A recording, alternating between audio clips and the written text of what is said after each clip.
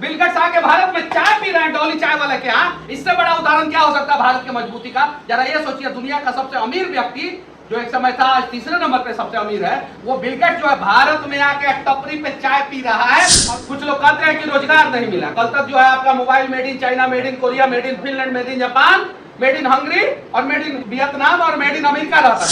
आज जो है आपका मोबाइल से लेके, एसी से लेके, घड़ी से लेके, फ्रिज से लेके, टीवी से लेके, डिस्प्ले से लेके हर चीज मेड इन इंडिया हो गया है। कहते हैं कि मोदी जी ने चाइना को आंख नहीं दिखाया, आज चाइना घुटने पे आ गया और 10 साल बाद चाइना की स्थिति पाकिस्तान जैसी होने वाली है। और मोदी जी ने साइलेंटली काम किया, चुपचाप चाइना का सारा कंपनी जो है इंडिया में ला दिया।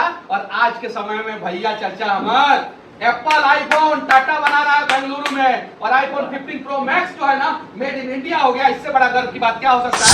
सेमीकंडक्टर की कंपनी ताइवान से, अमेरिका से और यूरोप से जो है इंडिया में इन्वेस्टमेंट करना चाहती है, जो दुनिया में सिर्फ और सिर्फ 3 ही जगह सेमीकंडक्टर 4 जगह बनता था। फॉक्सकॉन ने जो है दुनिया का सबसे बड़ा मोबाइल मैन्युफैक्चरिंग प्लांट डाला है। दुनिया का सबसे बड़ा मोबाइल फैक्ट्री जो है सैमसंग ने नोएडा में डाला है। आपने एक बम मारा पाकिस्तान पे, कांग्रेसिया बोलता साहब कि मोदी जी आपने एक बम मारा पाकिस्तान पे, आप 100 को काहे नहीं मारे? तो हमें भी लगता कि कांग्रेस देश के साथ है।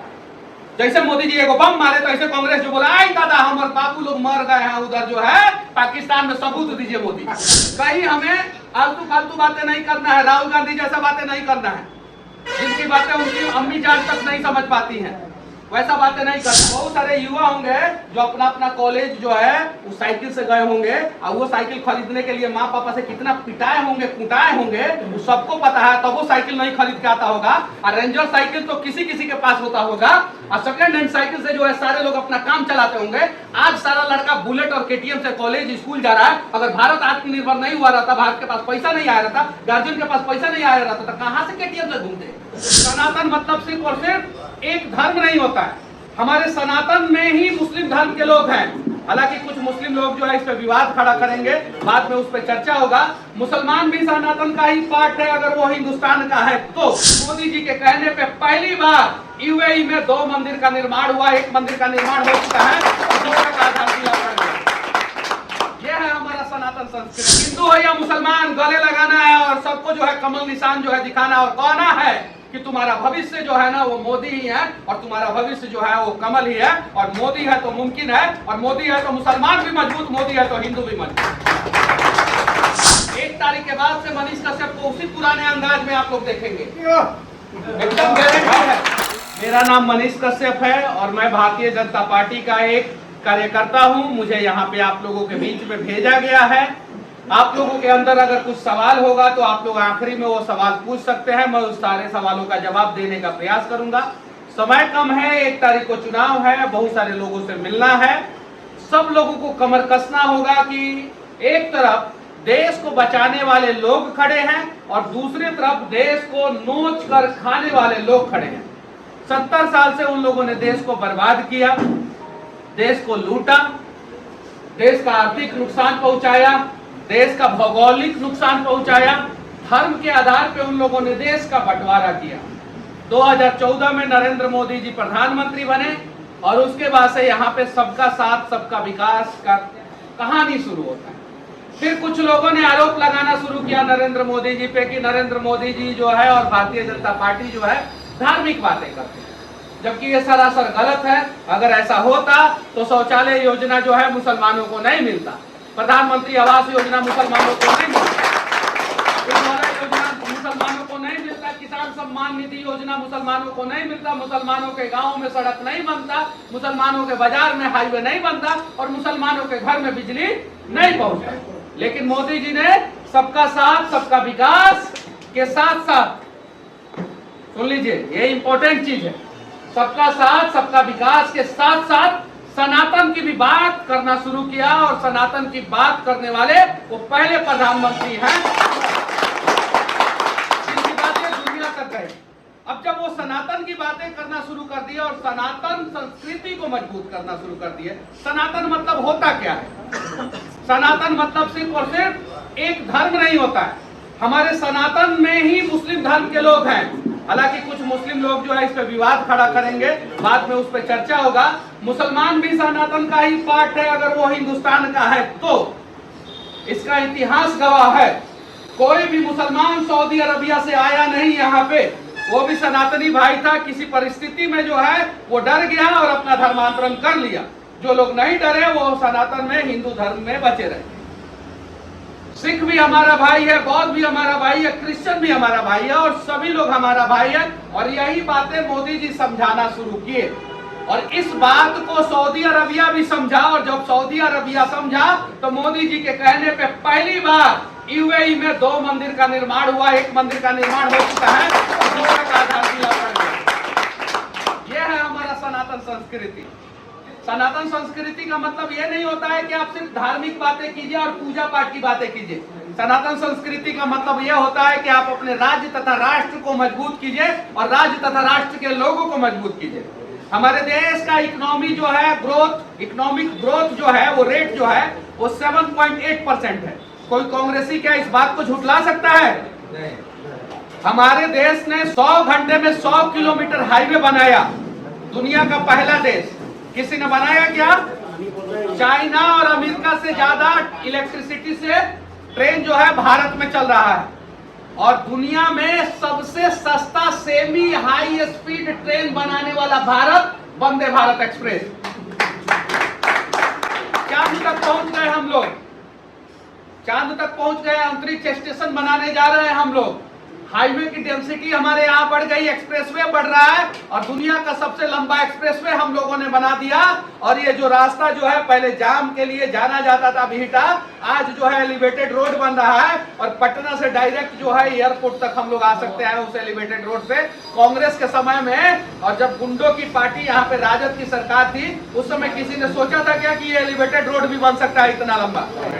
तो ये दृढ़ इच्छा शक्ति है। चलिए हम सभी कमर कस लेते हैं और जो जहां पे रहेगा वहां पे मोदी जी के लिए अपने परिवार के साथ साथ, मतलब अपना परिवार में जितना वोट है उसके साथ साथ कम से कम 11 वोट का व्यवस्था करेगा। 8 लोकसभा क्षेत्र का चुनाव बचा हुआ है जिसमें पटना साहिब और पाटलिपुत्रा, आरा भी बचा हुआ है, बक्सर भी बचा हुआ है, काराकट बचा हुआ है, जहानाबाद बचा हुआ है, सासाराम बचा हुआ है और जितना नालंदा बचा हुआ है, जितना लोकसभा क्षेत्र अभी बचा हुआ है 8 सीट बचा हुआ है। 8 में पिछले 6 चरण में जितना मतदान हुआ है उससे ज्यादा मतदान होना चाहिए और सबसे ज्यादा मतदान जो है आप लोग कमर कस लीजिए कि आप लोगों के बूथ पे होना चाहिए। तैयार है? अब मतदान कम होता है उसका नुकसान क्या होता है, एक चीज एकदम ध्यान से गांठ बांध के लिखिएगा लोग। सियालकोट एक जगह है, ठीक है, कहाँ पड़ता है?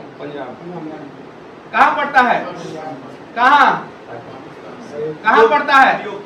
आप लोग पहले गूगल पे सर्च मारिए, जब तक नहीं बताइएगा तब तक हम आगे नहीं बढ़ेंगे। सियालकोट कहाँ पड़ता है पहले सर्च मारिए, आप मोबाइल बंद कीजिए और गूगल पे सर्च मारिए भैया, मारिए सर्च, मारिए सर्च गूगल पे सियालकोट मारिए, सब जिसको मारना है मारिए भैया, आप भी मारिए। कहाँ पड़ता है? कहाँ? कहाँ? कहाँ? पाकिस्तान, ठीक है। वहां पे 2,50,000 हिंदू थे। कितना थे आजादी के समय में? और 1,35,000 मुस्लिम थे। कितना? 1,35,000 मुस्लिम और 2,50,000 यानी मुसलमानों की जनसंख्या से दुगुनी हिंदू, ठीक है। जब आजादी देश आजाद हुआ, नेहरू के पाप के कारण देश का बंटवारा हुआ, तो वो हिस्सा भारत में जाएगा कि पाकिस्तान में, इसका निर्णय करने के लिए वहां के लोगों ने हंगामा किया। हिंदू लोगों ने कहा कि हमें हिंदुस्तान में रहना है और मुस्लिम लोगों ने कहा हमें पाकिस्तान में रहना है। तो हुआ क्या? भारत और पाकिस्तान के नेताओं ने सोचा कि हम लोग वोटिंग कर लेते हैं। फिर भारत के नेताओं ने सोचा कि हिंदुओं की संख्या ज्यादा है, 2,50,000 हिंदू है, 1,00,000 सिर्फ 35,000 मुसलमान है, तो हम तो भारत में आ ही जाएंगे। अब सियालकोट के हिंदू इस बात को सुन के सो गए अपने अपने घरों में। जब वोट हुआ तो 1.5 लाख वोट जो है मुसलमानों के पक्ष में पाकिस्तान में रहने के लिए गिरा, जिनकी जनसंख्या सिर्फ 1,35,000 यानी उससे 15,000 ज्यादा और जिनकी जनसंख्या 2.5 लाख थी उनका वोटिंग हुआ 1,25,000 वोटिंग से हारे। सियालकोट पाकिस्तान में मिल गया, कहे कि हिंदू सोया हुआ था। इस बात से सोया हुआ था कि हमारा देश, हमारा सियालकोट सुरक्षित है, और उसे पता ही नहीं चला कि वो सियालकोट पाकिस्तान में चला गया, वो अपने घर पे सोया हुआ था। और 2,50,000 हिंदू, आज सिर्फ और सिर्फ 650 हिंदू बचे हुए हैं सियालकोट में, 650 हिंदू। अब रही बात ये हिंदुओं की हो गई, अब पाकिस्तान में मिलाने वाले पाकिस्तान के मुसलमानों की कहानी भी बता देना चाहता हूं। जो लोग कहते थे कि हम लोग पाकिस्तान में रहेंगे, उनकी चौवानी छाप औकात हो गई है, और आज उनके बच्चों के इलाज के लिए अस्पताल तक का व्यवस्था नहीं है, घर में इलेक्ट्रिसिटी नहीं है, यहाँ तक कि आटा भी नहीं है। और सियालकोट का मुसलमान भी ये अल्लाह से दुआ कर रहा है कि हे अल्लाह, हमारे सियालकोट को जो है हिंदुस्तान में मिला दो, हमने आजादी के समय में बहुत बड़ा गुनाह किया। तो अगर हिंदुस्तान का मुसलमान कुछ अवैसी के रास्ते पे चलने वाले लोग, हालांकि कलाम के रास्ते पे चलने वाले जितने भी शिक्षित मुसलमान हैं वो सारे नरेंद्र दामोदर दास मोदी जी के साथ हैं, लेकिन अवैसी के रास्ते पे चलने वाले लोग, कुछ लोग राहुल गांधी के झांसे में आने वाले लोग, कुछ लोग नौवा फेल तेजस्वी यादव जी की बातों में आ जाने वाले लोग, कुछ लोग जो है ममता बनर्जी की बातों में आ जाने वाले लोग, अगर सोच रहे हैं कि हम अपने मकसद में कामयाब हो जाएंगे, तो भविष्य देख लेना, कल का जो है भविष्य सियालकोट हो जाएगा और हिंदू की जनसंख्या तो 650 पे आ जाएगी, तो लेकिन तुम्हारे बच्चों के खाने के लिए आटा का भी व्यवस्था ये कांग्रेस वाले नहीं कर पाएंगे। तो हिंदू हो या मुसलमान, गले लगाना है और सबको जो है कमल निशान जो है दिखाना और कहना है कि तुम्हारा भविष्य जो है ना वो मोदी ही है, और तुम्हारा भविष्य जो है वो कमल ही है, और मोदी है तो मुमकिन है, और मोदी है तो मुसलमान भी मजबूत, मोदी है तो हिंदू भी मजबूत। ये चीज है, डेटा के साथ बात करना है, लॉजिकली, कहीं हमें आलतू फालतू बातें नहीं करना है, राहुल गांधी जैसा बातें नहीं करना है, जिनकी बातें उनकी अम्मी जान तक नहीं समझ पाती हैं, वैसा बातें नहीं करना है। अब आते हैं विकास पे। 2014 एगो टीचर जो है मेरे खिलाफ वीडियो बनाए, हम बोले कि हमारे यहाँ 2014 से पहले 14 मिनट बिजली नहीं आता था, तो जाके पता कीजिए 14 से पहले 14 मिनट बिजली जो है चंपारण के 90% गाँव में नहीं आता था।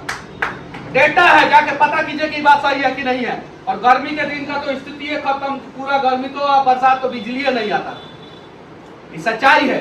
2024 से पहले 24 घंटा बिजली आता है, कहीं ट्रांसफार्मर पावर हाउस की लापरवाही के कारण ट्रांसफार्मर जल जाता है, कहीं जल जाता है, तो आज भी नियम है कि 24 घंटे के अंदर ग्रामीण एरिया में और 8 घंटे के अंदर जो है शहरी एरिया में रिप्लेस करना है, लेकिन ग्रामीण एरिया में 6 घंटे के अंदर रिप्लेस होता है। एवरेज टाइम हम बता रहे हैं, ये हंगामा वाला जगह का नहीं बता रहे, एवरेज टाइम।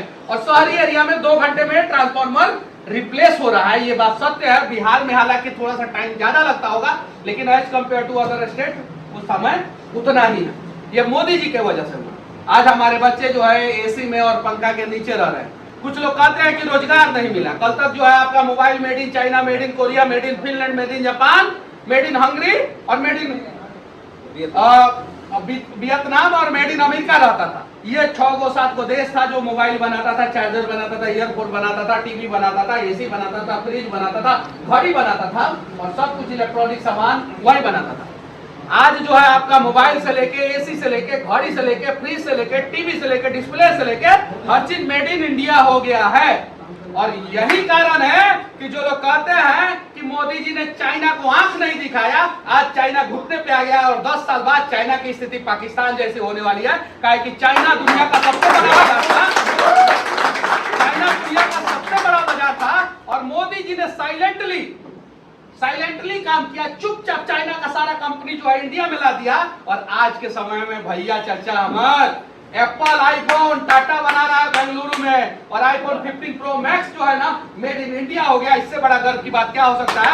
और सेमीकंडक्टर की कंपनी ताइवान से, अमेरिका से और यूरोप से जो है इंडिया में इन्वेस्टमेंट करना चाहती है, जो दुनिया में सिर्फ और सिर्फ 3 ही जगह सेमीकंडक्टर 4 जगह बनता था, एक चाइना में, एक ताइवान में, एक यूरोपियन यूनियन बनवाता था और एक अमेरिका। आज जो है 4 कंपनियां जो है इंडिया में आना चाहती है, सेमीकंडक्टर की कंपनियां। फॉक्सकॉन ने जो है दुनिया का सबसे बड़ा मोबाइल मैन्युफैक्चरिंग प्लांट डाला है, दुनिया का सबसे बड़ा मोबाइल फैक्ट्री जो है सैमसंग ने नोएडा में डाला है। और कमाल की बात यह है कि हेल्थ सेक्टर में बहुत सारा इक्विपमेंट जो है हमारे देश में नहीं बनता था, लेजर ट्रीटमेंट का बहुत सारा इक्विपमेंट नहीं बनता था, वो लेजर ट्रीटमेंट का इक्विपमेंट जो है आज भारत में बनना शुरू किया है। कांग्रेसी काहे विकास पे बात करता है, सब कभी बात करता है इस पे, काहे कि सब तो अनपढ़ है। अगर पढ़ा लिखा रहता तो बात करता विकास पे कि इतना विकास मोदी जी आप कर दिए हैं, आप 7.8 के दर से जो है भारत का विकास कर रहे हैं, हम चाहते हैं कि आप 10 के एवरेज से भारत का विकास कीजिए। आपने एक बम मारा पाकिस्तान पे, कांग्रेसिया बोलता सब कि मोदी जी आपने एक बम मारा पाकिस्तान पे, आप 100 को काहे नहीं मारे? तो हमें भी लगता कि कांग्रेस देश के साथ खड़ा है। जैसे मोदी जी एगो बम मारे तो ऐसे कांग्रेस जो बोला आई दादा हमारे बापू लोग मर गए हैं उधर जो है पाकिस्तान में, सबूत दीजिए मोदी। सही है कि नहीं है? ये चीजें है।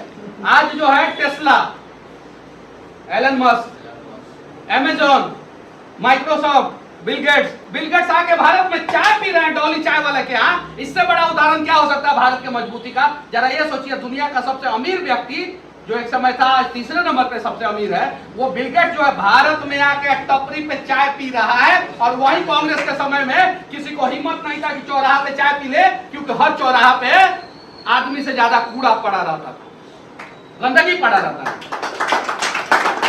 तो जब इन सब चीजों पे बात करेंगे तो लोगों को समझ में आएगा। गैस सिलेंडर आज कितना रुपए में मिलता है? ईमानदारी से कसम से बोलिएगा। 900 रुपया सब्सिडी मिलता है। कितना? 820। एक आदमी बताए कितना में? 820। ईमानदारी से बोलिएगा, कौन रुपया सब्सिडी? कितना? लगभग 700 रुपया के आसपास गैस पड़ा, 720 के आसपास पड़ा। भैया सही है कि नहीं है? कांग्रेस के समय में 200 रुपया गैस था 2004 में, और 2014 में जो है ना 480 रुपया हो गया।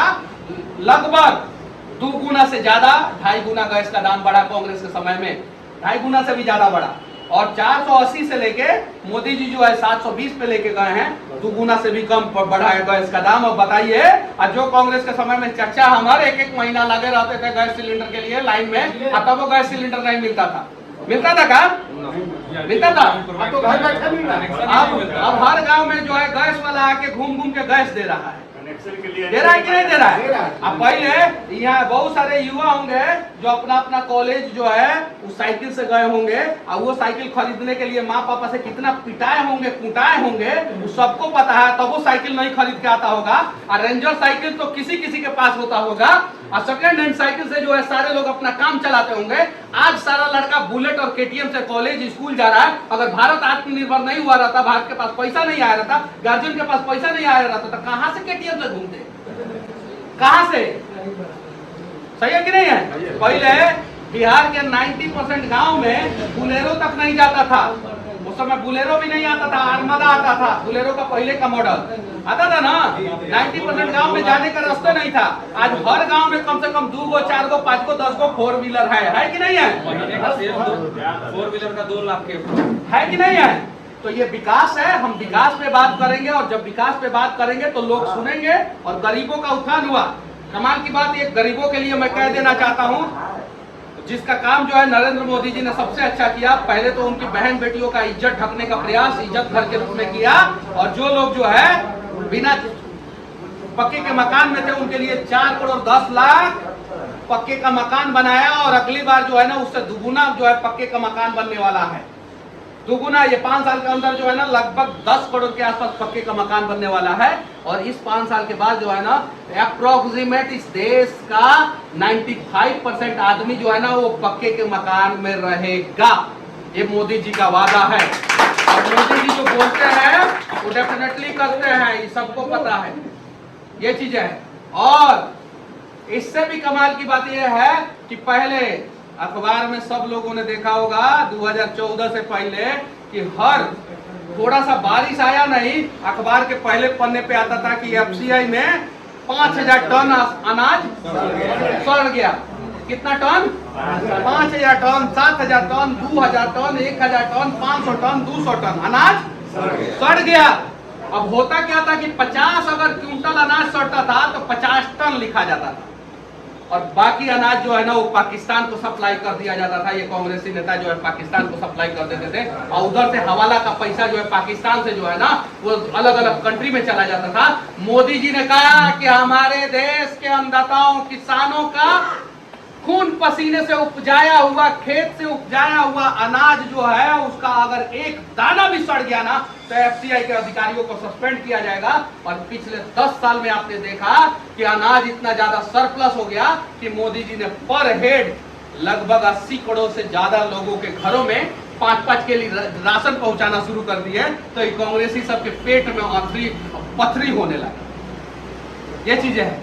तो ये गरीबों के लिए काम किए हूँ कि ताकि तुमको राशन पहुंचाएंगे, हम अनाज सड़ाएंगे नहीं, तुमको राशन पहुंचाएंगे। हम ये भारत का अनाज जो है पाकिस्तान में नहीं भेजेंगे, तुम्हारे घर में तुम्हारे रसोई में भेजेंगे।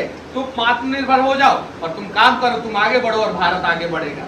और जो एजेंसी मोदी जी का हमेशा बुराई करता था, चाहे वो बीबीसी हो और चाहे वो बहुत सारा मूडी और भी बहुत सारा एजेंसी है जो सर्वे करता है, ठीक है, वो एजेंसी ने कहा कि पूरी दुनिया में सबसे ज्यादा भारत के लोगों को गरीबी रेखा से ऊपर लाया गया है। यानी मोदी जी ने सबसे ज्यादा अगर इस 10 साल में काम किया है तो इस देश के गरीबों को मजबूत किया है और देश को मजबूत किया और देश के आर्थिक स्थिति को मजबूत किया और देश के पावर को मजबूत किया है। तो क्या उस मोदी के साथ आप लोग हैं कि नहीं है?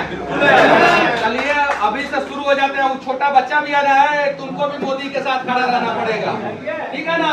अगर नहीं खड़ा रहेगा ना, अगर गलती से ये देशद्रोही लोगों की सरकार अगर आ गई, गलती से भी अगर हालांकि आने वाली नहीं है, अगर आ गई तो तुम्हारा हश्र क्या होगा, तुम्हारे भविष्य क्या होगा उसकी कोई गारंटी नहीं है। तो हमें मोदी जी के साथ खड़े रहना है और देश को मजबूत करना। तैयार है? ठीक है। अब कुछ लोगों का ये सवाल हो सकता है कि मनीष भैया आप चुनाव लड़ रहे थे, काहे पीछे हट गए? ठीक है, होना भी चाहिए।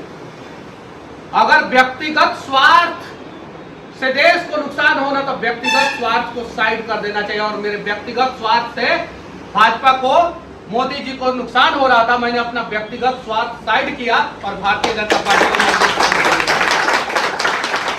भविष्य में मैं वादा करता हूं यहाँ पे खड़ा होके 1 तारीख के बाद से मनीष कश्यप को उसी पुराने अंदाज में आप लोग देखेंगे, एकदम गारंटी है। वो सड़क पे देखेंगे मनीष कश्यप को, फिर ये उजला पैंट उजला शर्ट में नहीं देखेंगे।